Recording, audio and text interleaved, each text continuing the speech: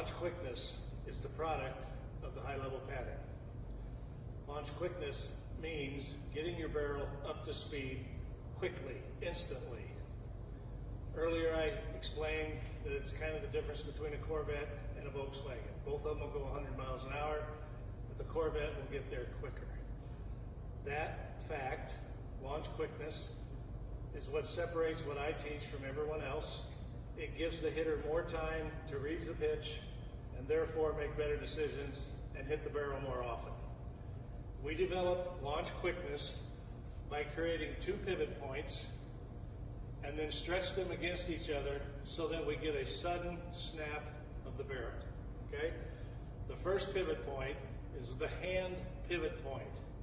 The barrel is turned perpendicular to the forearm. If it's a high pitch, it'll be turned like this.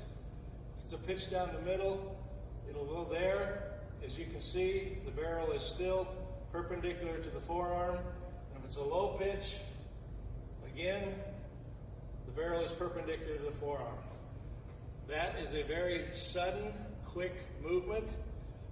Maybe not real powerful because the forearms aren't powerful enough to hit the ball out of the park by itself, but it's a very important element of launch quickness.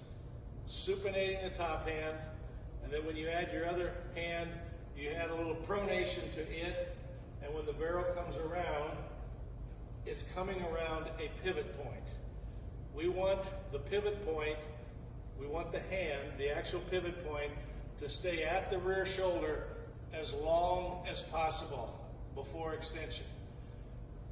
There are some pitches that you will hit and your hand has never left your rear shoulder. Notice when I'm in my stance here, my hand is 8 or 10 inches off my shoulder, and when I'm hitting the ball, it's still 8 or 10 inches off my shoulder. We're not always perfect,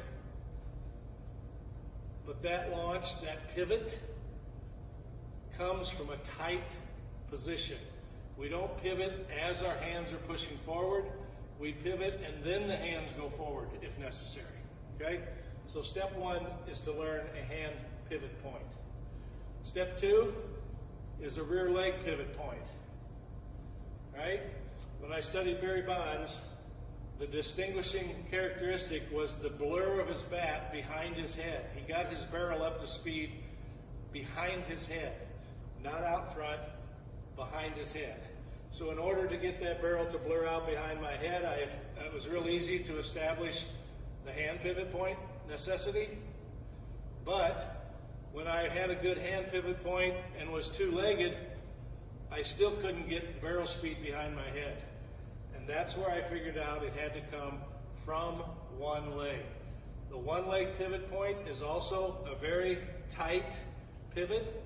It's the ball of the rear femur that the body pivots about. It's not two-legged pelvic rotation. The ball of your rear femur is roughly the size of the knob of a bat.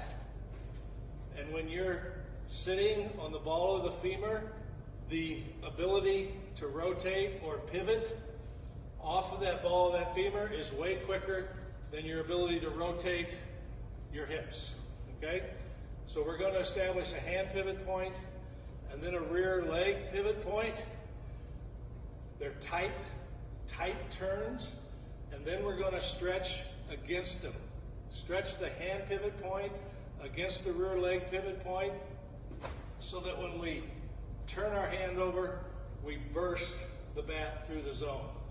There is a rearward movement of the hand pivot point, stretching against a rear leg that's trying to turn forward, barrel trying to go rearward. As the rear leg turns forward, there ends up a stretch between them that snaps the barrel through the zone very suddenly.